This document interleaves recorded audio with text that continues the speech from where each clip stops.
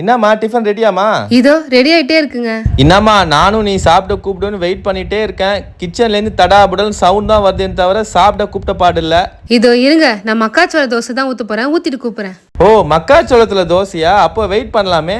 இது செய்யறதுக்கு நான் 1 கப் அளவுக்கு புழுங்கல் அரிசி, இட்லி அரிசி எடுத்திருக்கேன். 1 கப் அளவுக்கு பச்சரிசி, 1 கப் அளவுக்கு மக்காச்சோளம். இது சூப்பர் மார்க்கெட் மளிகை கடையெல்லாம் விக்குது. பாப்கார்னுக்கு யூஸ் பண்ற மக்காச்சோளம் வேற, தோசைக்கு யூஸ் பண்றது வேற. இதோட 2 ஸ்பூன் கடலை பருப்பு, 1 ஸ்பூன் வெந்தயம் சேர்த்துக்கோங்க. இதுல தண்ணி ஊத்திட்டு நல்லா 2ல இருந்து 3 வாட்டி கழுவி விட்டுக்கோங்க. திரும்ப தண்ணி விட்டுட்டு ஒரு 6 மணி நேரம் கிட்ட ஊற வச்சிடலாம். இன்னொரு பவுல்ல 1 கப் அளவுக்கு உளுத்தம் பருப்பு சேர்த்துட்டு நல்லா வாஷ் பண்ணிட்டு தண்ணி விட்டுட்டு இது ஒரு 4 மணி நேரம் கிட்ட ஊற விட்டுருங்க. ஊர்னதும் உளுத்தம் பருப்பை மிக்ஸி ஜார்ல சேர்த்து அரைச்சுக்கோங்க. மிக்ஸில அரைக்கும் போது உங்களுக்கு சூடாயிடுச்சுன்னா ஐஸ் கியூப் சேர்த்து அரைங்க. உளுந்து நல்லா அரைப்பட்டதும் இது ஒரு பவுல்ல மாத்திக்கலாம். இப்போ ஊற வச்சிருந்த அரிசி மக்காச்சோளத்தையும் மிக்ஸி ஜார்ல டிரான்ஸ்ஃபர் பண்ணிட்டு நல்லா அரைச்சுக்கோங்க.